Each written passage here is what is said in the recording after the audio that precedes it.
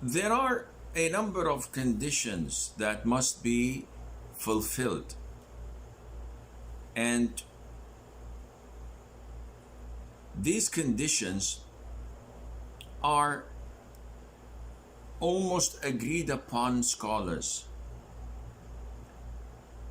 First of all, the money must be taken stealthily, which means that if a person takes money in broad daylight by force, then we don't amputate. This is wrong, this is stealing, but it does not fulfill the conditions that would make us implement the prescribed punishment and amputate the hand. So it has to be done stealthily.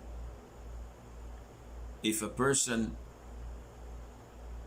takes goods from another person in broad daylight in front of everyone, he could call others to protect him. He could call the police. But the problem is when it's done in secrecy and no one knows about it, in the darkness of the night. This is difficult to detect, and most likely it would go unnoticed, and this would cause a lot of hardship for the Muslims, for the community, for the individuals who lose their property without being able to protect it.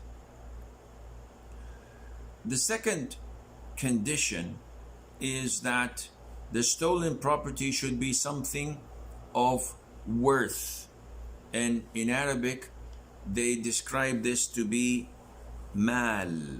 Mal means money, but what does it mean to be something of worth? Meaning that if someone breaks into a house and steals only a box of Cuban cigars or a bottle of 1986 wine, some say, whoa, that's of great value. It costs like $300-500, whatever. We say that this is not honorable wealth, halal wealth. If a person steals a guitar or some drugs, and these things are not halal to be sold. They are not considered to be honored wealth. So there is no amputation for that. It's a crime. It's a sin. He'll be punished, but not through the prescribed punishment. And the third condition is that the value of the honored wealth must reach the threshold. Sheikh, I thought that the nisab or the threshold was only for zakat. This is one of the thresholds, yes. But the Prophet ﷺ also mentioned to us that there is no amputation for someone who steals something less than a quarter of a dinar. And what is a quarter of a dinar? A quarter of a dinar, it is a quarter of mithqal. And this is means of measurement in the Islamic fiqh. And al-mithqal equals to 4 grams 0.25 of gold, of pure 24 karat gold. Therefore, a quarter of a mithqal, which is a quarter of a dinar, which is the threshold, is 1 gram and a quarter of a gram, which it means 1/16 of a gram. You do the math. So if someone steals, for example, something that is worth 100 riyals, no, there is no amputation in here. It's a sin, it's a crime. He's going to be punished through a different ways, but not through amputation.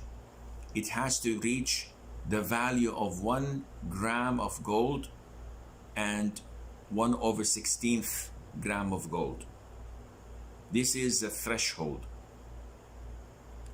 The fourth condition is that it has to be stolen from a place where it had been put away or secured. And this is known in Arabic as al-hirs. And what is hirs? Everything is protected in a specific place. You do not keep your money, your cash, in a barn. You do not keep your cattle, your sheep, in a bank. You do not keep your jewelry in a glass box in the middle of the street. So a proper place is known to everybody. You keep cash in a special drawer and lock it. You keep jewelry in a vault or a safe or a chest and lock it. You keep cattle in a barn or in a special area where it's locked so that no wolves could come in and no thieves could barge in, etc. Therefore, if I see a Rolex watch in a glass box in front of a shop at 11 o'clock at night, and I open the box and I take the watch and I run, if I'm caught red-handed, they cannot amputate my hand, because this was not preserved and kept in a special place where such valuable things are usually kept. But if I were to break into a shop and break a vault or a drawer that usually they keep such valuables in, then that would be stealing. And number 5, the theft itself has to be proven, like every other crime. So either a confession from the thief or 2 male witnesses testify that he had stolen the items. And number 6, the person from whom the property was stolen has to ask for it back. So I cannot be more Roman than the Pope. I cannot be more Roman than the Romans, and I can't be more Catholic than the Pope. Which means that if someone stole my salary from the drawer inside of a chest in my house, with all these conditions, it was stealthily done, he stole halal money from a well-preserved place for saving it, and it is above the threshold, and he confessed of it. However, I didn't report him to the police. Somebody else did. And the police caught the man, tried him, convicted him, and they want to amputate his hand? No deal. I didn't complain. I didn't file a complaint. Why are you doing this? It's none of your business. I could have forgiven him. And this is why, in a narration that one of the companion, I think he was Safwan ibn Umayyah, was sleeping in the Kaaba, around the Kaaba area, in the Haram, and was using his cloak, which was quite expensive, as a pillow. Someone came and stole it. So he caught him and he took him to the Prophet ﷺ, and the Prophet ordered his hand to be amputated.